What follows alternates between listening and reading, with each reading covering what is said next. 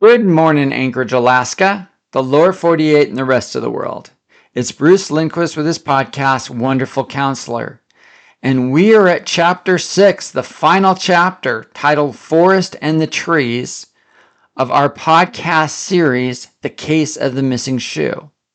And as you know, if you've been listening to the podcast, that there is a 12-year-old girl whose life intersected with a serial killer. And the whole part of the story is her journey to try to figure out who the serial killer is, and can a 12-year-old girl bring him to justice? We're going to find out now in our final chapter. So if you're ready, and I know you've been waiting from all over the world, I've seen the downloads, Singapore, Vietnam, South America, Africa, Mexico, America, all over the world. People have been listening to this podcast, and I sure appreciate your listenership. I mean, we're up to a total of almost 4,500 now. So thank you for your dedication to support the podcast. All right. In a previous episode, Bella, our 12-year-old girl heroine, had recently been honored as a hero for her part in saving her friend's life. Bella, in her sick condition, left her hospital bed and allowed herself to be kidnapped, to be switched out for her friend, to be released and returned to her frantic parents. She also helped Dr. Carrie Foreman, the police forensic psychologist, with formulating the questions to ask the 5 suspects, which turned out to lead to identifying the collector, Devin Subner. He lined up with Dr. Foreman's profile the closest, as he recently purchased the mortuary on Old Seward Road, which gave him access to the crematorium and how he disposed of the bodies. He was a suspect who may have murdered his sister, around his age, and his mom. He also had just moved to Anchorage about 30 days ago. Bella said it all fits, just like Dr. Foreman's profile of the collector. He is highly intelligent, very thorough, does not leave a trace, targets women 25 through 30, possible trauma child abuse history, being brutalized by his mom or sisters. He takes the shoe not for a trophy, but for a symbol of taking away a woman's power that he finds dangerous. He seems to kill without remorse, for his blood pressure would remain constant, as if he was cutting butter or killing a woman. He is believed to be around the same ages as these women. He is employed with work that allows for mobility. He does well financially and has a personality to engage in any social or business culture. Out of all the 5 suspects, it pointed to Devin Subner. Now, Bella carried mixed feelings.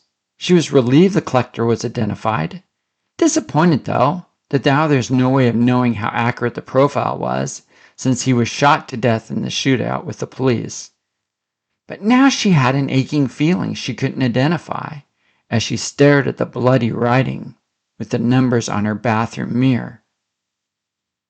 She saw that writing in the spirit as blue phosphorus ink, like she was seeing it through an ultraviolet light. Then she closed her eyes and looked again, and there was nothing there except her reflection in the mirror. Bella recognized the phone number. It was no surprise when Grandpa Wolf answered the phone when she called. "Grandpa, why is your phone number dripping in blood on my bathroom mirror?" asked Bella. Grandpa Wolf said, "That is the blood of the collector's prey. She died today. Her name was Kelly Strong. She's 22 years old, university student in another state." Bella asked how Grandpa knew about it, and Grandpa sent Bella an article through email, how the police just received a shoe with a cipher. Bella held her breath and was horrified when she read the details. "No, Grandpa, the collector is dead. He can't have any more victims," she protested. Grandpa Wolf said, "Bella, you have all the clues in front of you to find the collector. And if you listen to the Holy Spirit, you can stop him." Bella sighed. "That means I have to review everything." And Grandpa Wolf acknowledged that. Bella agreed. "Okay, I'll give it my best try, but I need a little help here. How about some more clues?" Grandpa Wolf said, "Sometimes you get so close you can't see the forest through the trees. And remember to look for pattern. In other words, develop your own profile based on known information." Bella hung up the phone. "I just don't get it," she said to herself. "The collector's dead." She talked with her mom about what Grandpa had told her. "What does it mean, Mom? Be so close you can't see the forest through the trees?" Her mom, smiling, said, "Stare in the mirror and what do you see?" "I see me," said Bella. "Well, that is true. What else do you see?" Bella said, "No, I see you, and also what's on the side of me and where I was just walking." Her mom encouraged her to walk closer to the mirror and asked for what she noticed. Bella said, "The closer I get to the mirror, I lose the ability to see anything but me." And her mom acknowledged that. The closer you get to someone or something, you can't see the whole picture. "So I need to walk back so I can see," said Bella. "Exactly," said her mom. "And that's what Grandpa's asking you to do. Start back at the beginning and build your profile." Bella asked her mom if she could use the whiteboard and write this all out, and her mom gave her permission. Bella got a call to come play with her friends, but she explained she'd see them tomorrow. She had to figure this out. Bella said, "Okay, the collector hunts women 21 through 30. They're jogging in the park. Their bodies aren't found. Shoes sent to the police with a cipher. This has been consistent. According to Dr. Foreman, he's been doing this pattern for years. Sarah Stevens, a Caucasian blonde-haired 21-year-old college girl from the University of Alaska Anchorage, was out jogging. The second woman, Ivy Henderson, a black 23-year-old woman, a freshman from the same university, was on the trail riding her bike." Bella shared that besides women around the same age, they both were first-year students at the university. Bella clarified to herself, 2 young women from Washington disappeared around Lake Washington, where they were at Washington University. He likes to hunt female college students. I wonder why. So the question is, why this demographic? It must have to do with something with his sister or his mom. All that does is support Devin was the collector. What am I missing? Bella threw her pen in the air in frustration. Bella's mom left the room and Bella picked up her marker. "Okay, let's see. I interrupted his pattern," Bella said. "I saw the first body. That was Sarah, but he made it disappear. Then I saw Ivy on the trail, thought she was dead. But then I saw her fed into the crematorium fire, and she was alive until her hair caught on fire and was burnt to ashes. So then he went after me, and I interrupted him twice, hence being kidnapped and poisoned and kidnapped again. And the voices I heard of the kidnappers, a childlike voice trying to save her life, and an older one wanting to burn her alive. More than likely, though, they were the same person. So it's like he has 2 people living inside him, a kid like me and a killer adult. That's a pattern." She went through the list of suspects again. Tommy Jones, the RN at the hospital. He could have administered the poison to her and wrote the cipher on her hospital wall. Leon Jeffers, a professional runner. Violent offender who'd been in jail. Lawrence Chase, the collector, who drove the same van Bella saw in the spirit and had a history of being assaultive. Joey Falls, he hired to build a zip line for the state the length of the coastal trail where Bella saw the second body. He also may be a murderer. And of course there was Devin Sumner, who checked so many blocks she was certain he was the collector. I'm stuck. Hey, wait a minute, said Bella. If Devin isn't the killer, why did he shoot at Dr. Foreman? That doesn't make sense. Bella walked up to the mirror again. Who was so close I couldn't see them? How did he know I was going trick-or-treating? How did he know where I live? How did he know what hospital? She continued to ponder. She then called her grandpa and he confirmed she's on the right trail. And to start with, who was there when she first took the police to see the body of Sarah Stevens, which disappeared? Bella was thinking, well, my mom, my sister, the police officer, Dr. Foreman. I thought I saw a tall shadow, which I now believe was the collector, listening in. That's how he knew I was going trick-or-treating. Grandpa Wolf said, what about your first kidnapping? Bella replied, I don't remember much. I just woke up in the park. Think it through, said Grandpa. Okay, said Bella. The kidnapper, who was the collector, held me for a few days. And when I woke up at the park, I was taken to the hospital where I was very sick because of the poison on the paper that was taken out of my mouth. Bella started to get excited. I couldn't have had that paper in my mouth the whole time. I would have been dead, Grandpa. I would have realized it was in my mouth. I would have spit it out.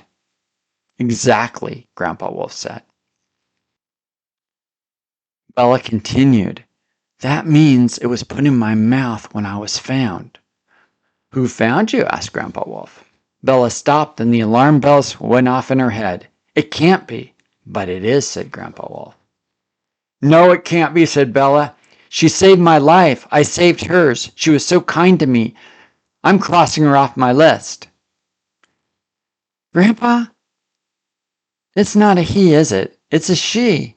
It's Dr. Carrie Foreman. She was there when I said I was going trick-or-treating. She told me all about the history and profile of the collector. She was with me just before I was kidnapped. She's the one who found me and put the poisonous paper in my mouth. She's the one who gave me the 5 suspects. She's the one who shot and killed the suspect, Devin. It was Carrie the whole time. I was so close to the forest I couldn't see through the trees. Very good, said Grandpa Wolf. Do you know how you could have found out quicker? Look at the news article. Bella looked at the article. It's in Hawaii, Grandpa. That's where she was going to go to work next.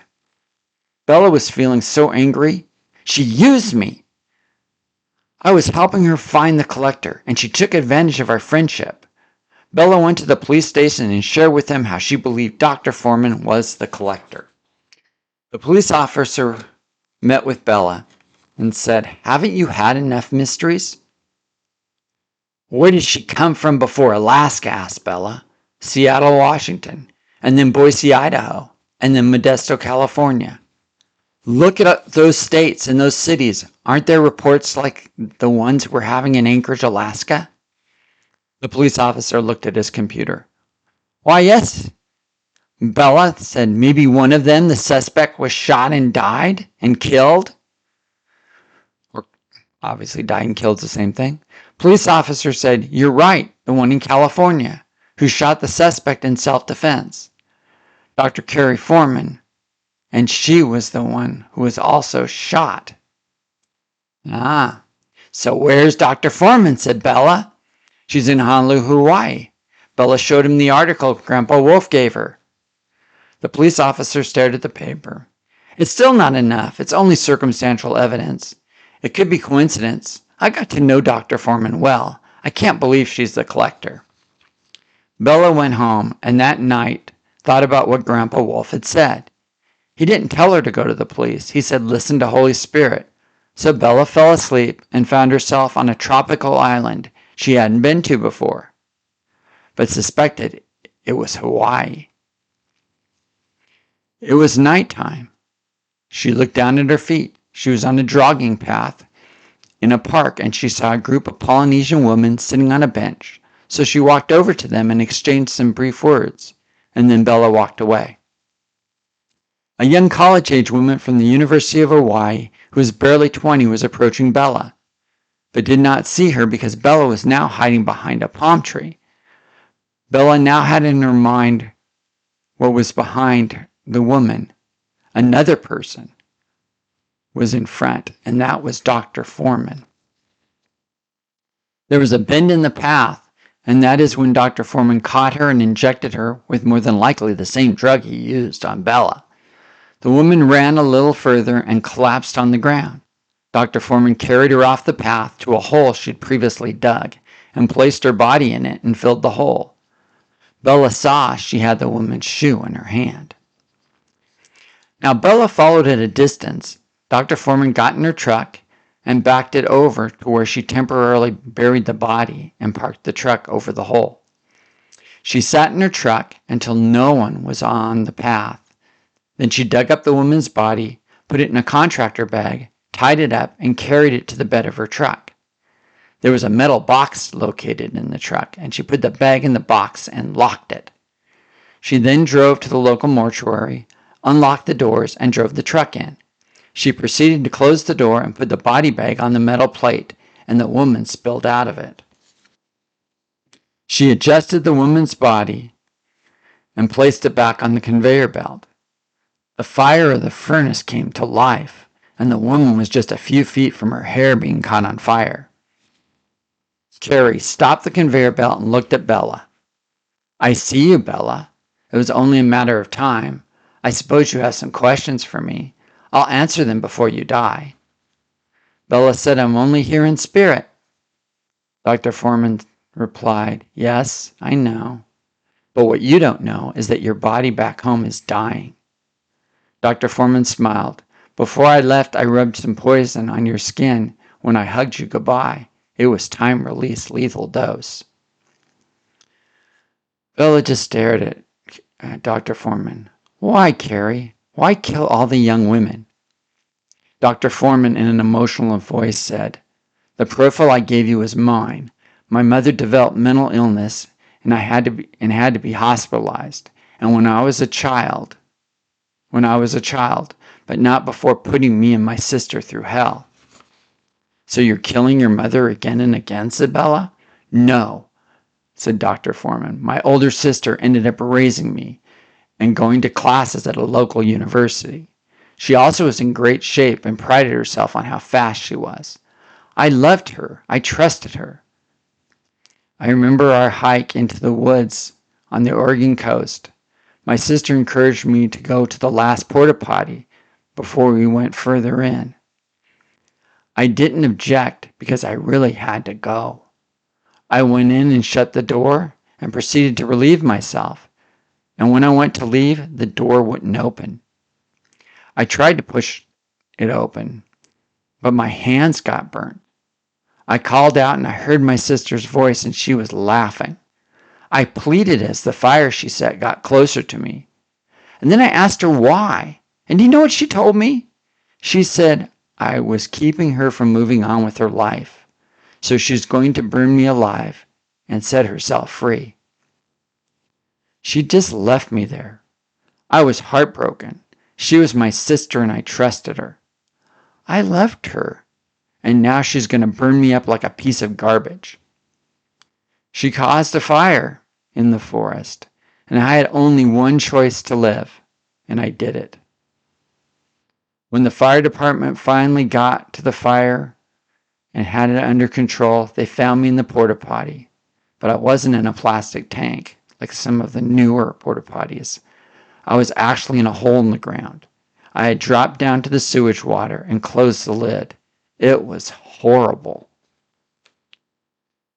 Some days later, I was rescued. They called it a miracle. I was to spend 3 days in the hospital.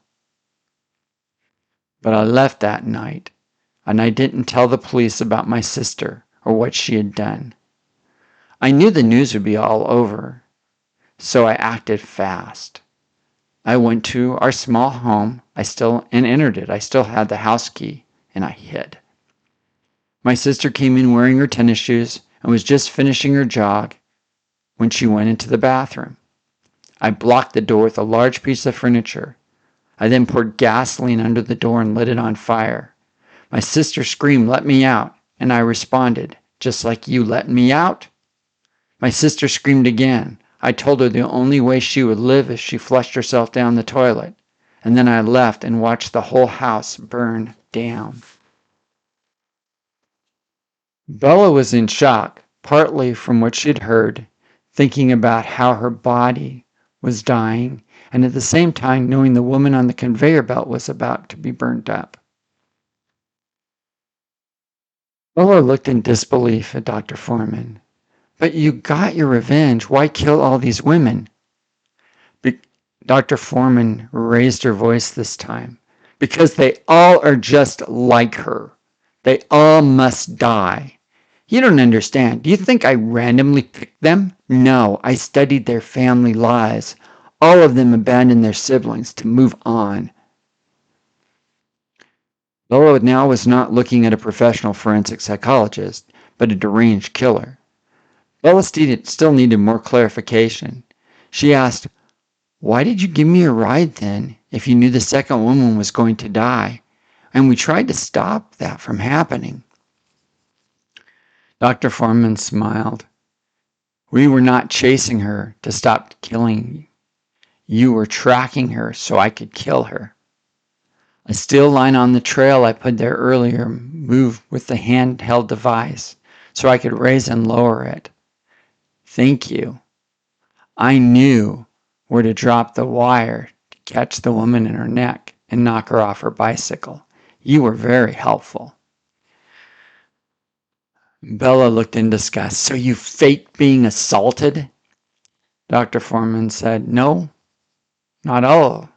I hit myself in the head. The blood was real. I just needed to look like a victim. So it gave me great cover to kidnap you and take the body." Bella had more questions. "What about the voice of the child I heard?" Dr. Foreman explained. "She only remembers the good times. I had friends as a child. After Mom went to the institution." "What does she think about what you're doing?" asked Bella. "She doesn't like it, but the adult part of me gets to decide for her."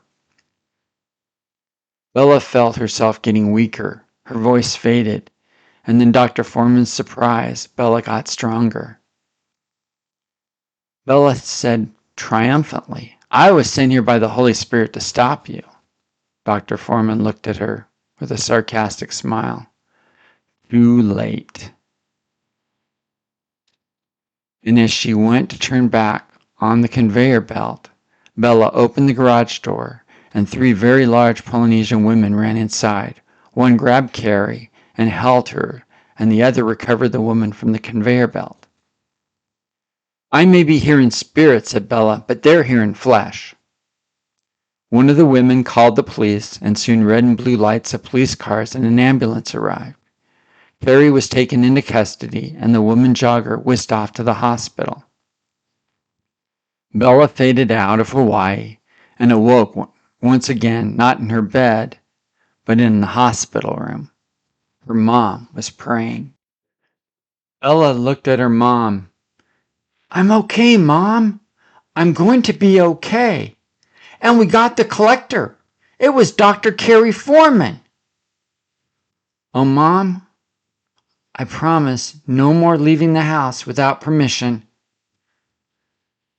Bella's mom smiled at her daughter and sighed. Oh, to be 12 years old again. This concludes the case of the missing shoe. The next story will be controversial, but I don't shy away from controversy. It's not for 12-year-old girls, and once again, the next story will have adult themes and weave in biblical truths. It'll be titled The Tattered Dress.